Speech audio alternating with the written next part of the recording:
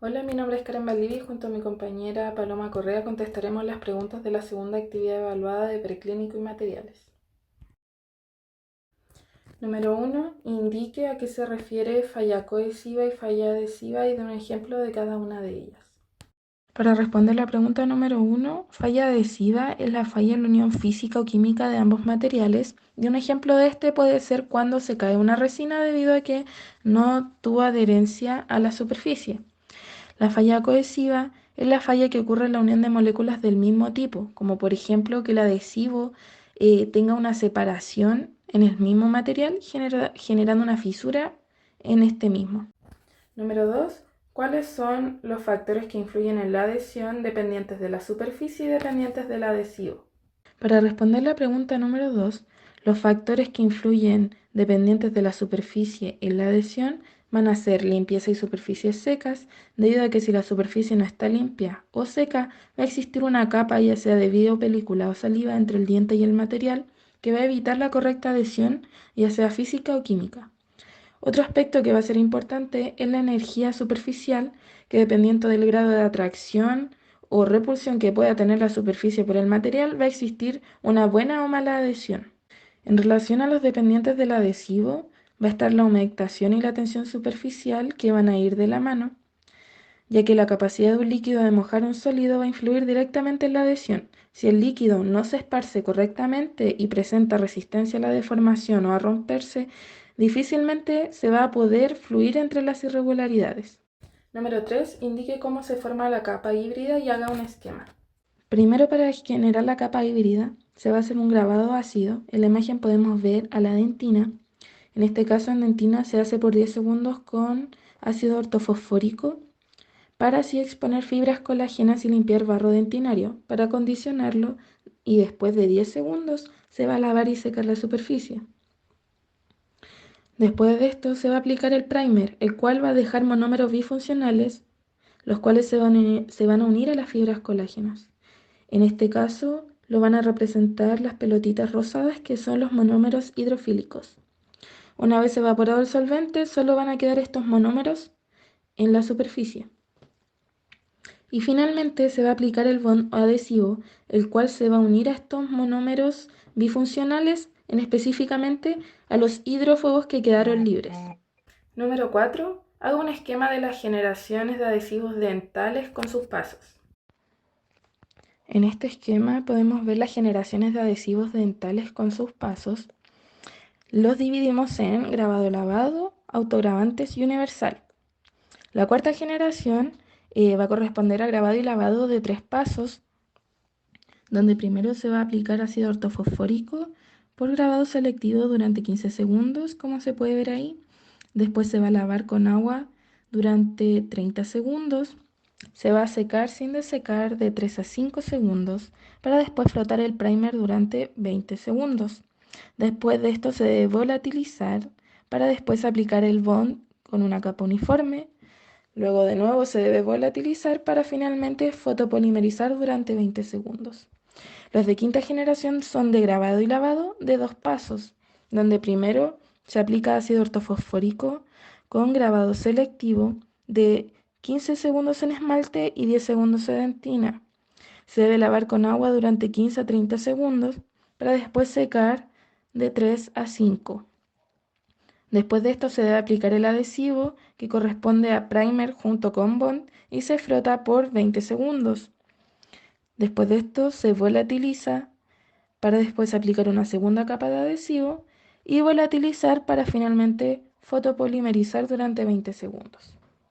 En relación a los autogravantes, están los de sexta generación. Está el autogravante de 2 pasos, donde se aplica ácido ortofosfórico en esmalte durante 15 segundos, luego se lava de 15 a 30 segundos para después secar.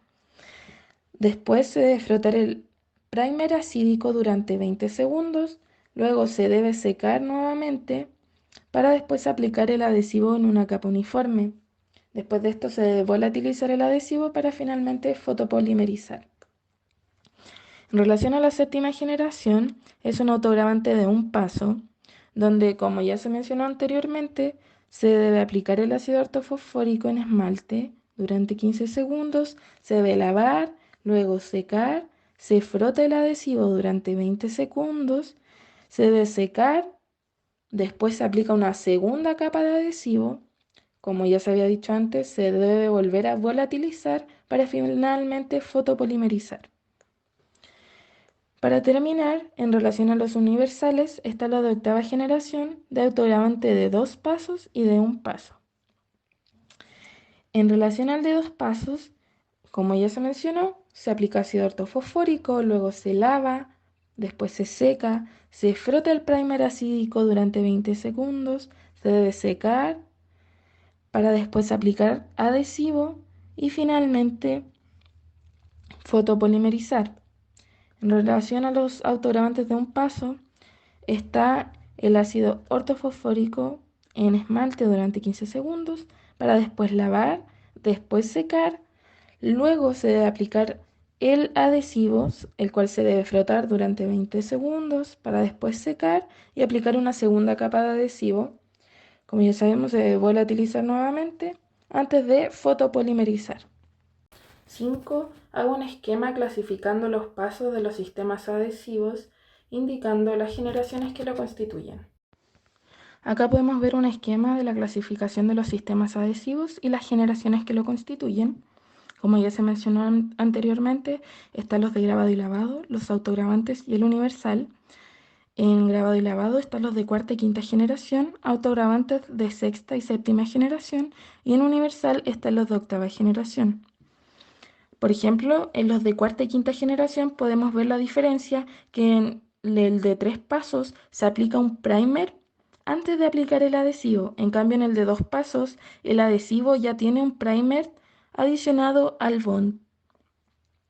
Esto también se puede ver en los autograbantes, donde, por ejemplo, hay un primer acídico, que es un primer al que se le adiciona ácido grabador, para luego aplicar el adhesivo. En cambio, los de un paso se aplica adhesivo que tiene ácido grabador más un primer más el bond. En los de octava generación también se repite esto, donde está primero se aplica el ácido ortofosfórico en los que son de 2 pasos, para después aplicar un adhesivo que tiene primer más bond y finalmente están los de un paso donde se aplica un adhesivo que contiene el ácido grabador más el primer más el bond. Número 6. Indique los tipos de grabado ácido, cuándo se produce cada uno de ellos y qué características tienen.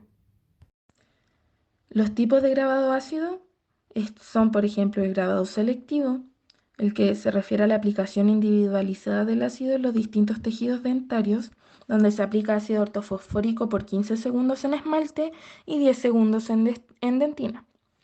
Por otro lado está el grabado total, que se va a referir a la aplicación en esmalte y dentina juntos, donde hay una alteración química de la superficie, el ácido va a remover el barro dentinario, va a exponer fibras colágenas y simultáneamente va a grabar el esmalte.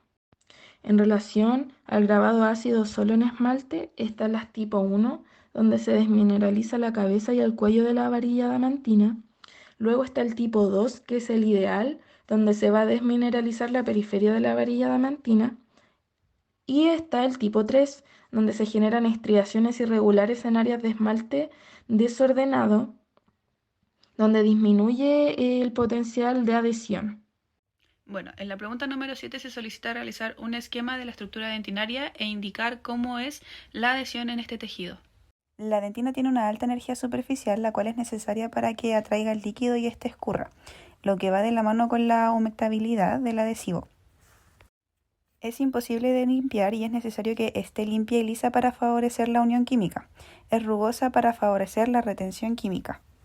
Que no se pueda limpiar del todo afecta a la adhesión, lo que no la hace una superficie óptima. La pregunta número 8 indica mencionar el protocolo utilizado en la universidad para un adhesivo de quinta generación. En primer lugar tenemos la aplicación de ácido ortofosfórico al 37% de grabado selectivo, luego lavar con agua por 15 a 30 segundos, posteriormente secar pero sin sobresecar entre 3 y 5 segundos. Luego el adhesivo, su aplicación va a ser frotando por 20 segundos. Siguiendo con otro secado de 5 segundos, aplicar nuevamente una segunda capa de adhesivo, secar por 5 segundos y finalmente fotopolimerizar por 20 segundos. La pregunta número 9 pide mencionar qué es la contracción de polimerización y qué medidas se puede utilizar para disminuir su efecto. La contracción de polimerización es la consecuencia de un reordenamiento molecular que ocurre durante la reacción de polimerización o secado.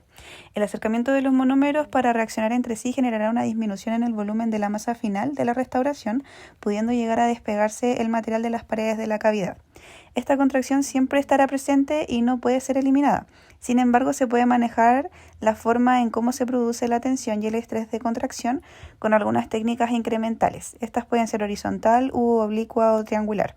También un factor importante para evitar esta contracción sería el volumen de la restauración, el material a utilizar y la fotoactivación a la que será expuesta la resina en cuanto a onda y tiempo de secado. La pregunta número 10 solicita indicar cómo se debe realizar la técnica incremental y también realizar un esquema de cómo aplicar una resina compuesta en un molar. La técnica incremental puede ser realizada de manera horizontal u oblicua.